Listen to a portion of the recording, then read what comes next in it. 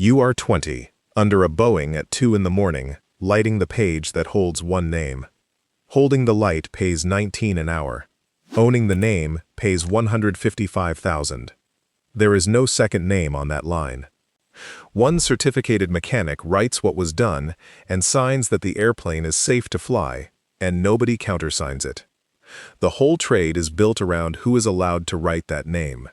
This is every level of an aircraft mechanic's career, and what it costs to climb. If you want to see what these trades really pay, subscribe so you do not miss the next one. We start at Level 1, the Apprentice Mechanic.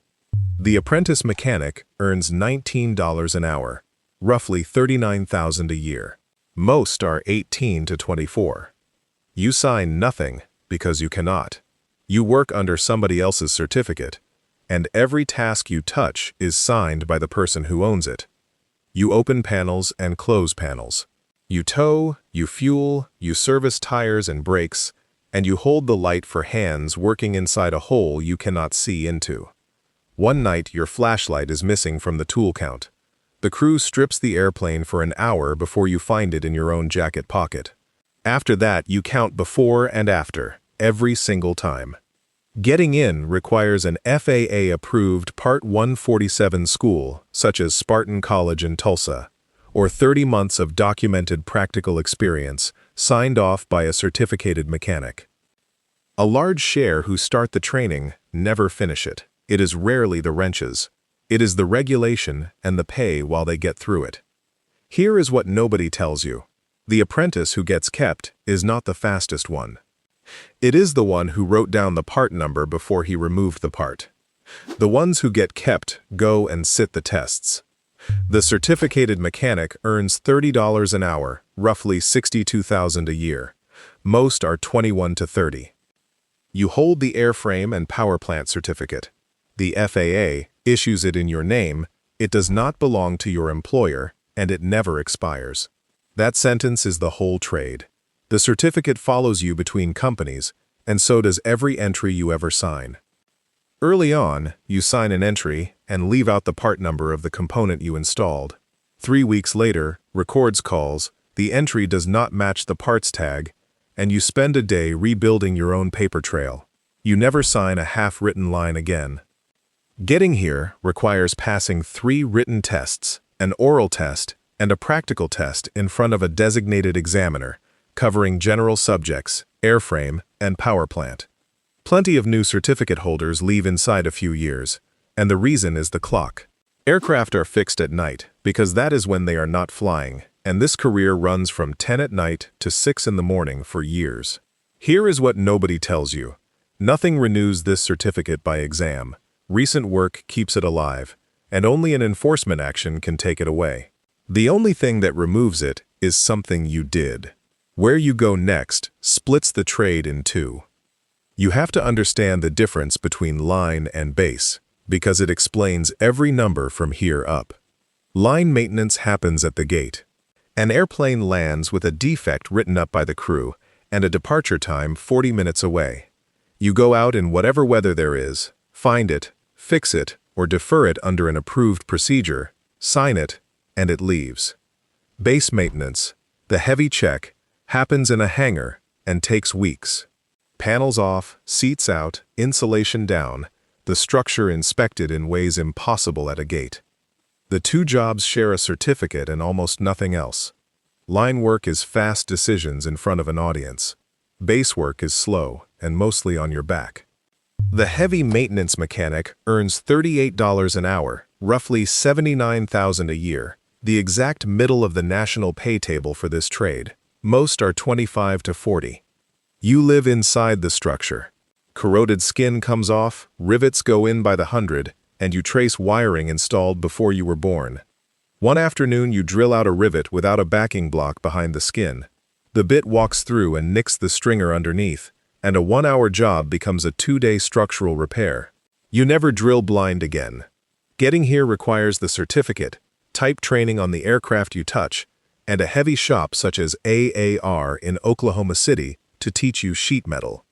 A fair number move to a desk inside 10 years, into planning or records, and the reason is not the hours. It is the knees, the shoulders, and the hearing. Here is what nobody tells you. People at this level talk about corrosion the way farmers talk about weather. It never stops, and every airplane in the world is losing a slow argument with it. Somebody has to be the one who finds it. Before the next level, you need to know what this industry actually produces, because it is not flight. Every task done to an airplane creates a maintenance record. What was found, what was done, which parts went on, and the certificate number of the person who approved it for return to service. Those records are legal documents, and they follow the airframe for its whole life. A 30-year-old airplane carries 30 years of them. A perfect repair with a defective record is, to the regulator and to the next mechanic who opens that panel, an unknown quantity. The record protects you the same way it convicts you. That is why old mechanics write more than the form requires. They have seen what a thin entry looks like 3 years later, in a room with lawyers in it. The inspector earns $45 an hour, roughly $94,000 a year. Most are 35 to 55. You sign for other people now. Their work comes to you at buyback, and your stamp means you looked, you measured, and you agree the airplane can hold the repair. Much of the looking is not done by eye. It is eddy current, ultrasonic, dye penetrant, and borescope work, reading a screen for a crack the width of a hair, and an inspector who gets good at those readings is nearly impossible to replace. One evening, you buy back a panel on a glance because you trust the mechanic, and on the walk-around, you find a washer sitting on the spar he closed. The panel comes open again, and you never inspect by the clock. Getting here requires holding the certificate 3 years, actively using it, passing another FAA test, and renewing on a fixed cycle. A good many who could hold that authorization never apply, and everybody in a hangar knows why. It multiplies what you answer for far faster than it multiplies what you are paid. Here is what nobody tells you. The stamp does not make you smarter. It makes you slower, on purpose. And slower is the entire job. One more mechanism before the top, because it is the money engine of this trade, and it exists almost nowhere else. At a union carrier, the pay scale is public. Progression runs on years of service, and the certificate itself has an hourly price.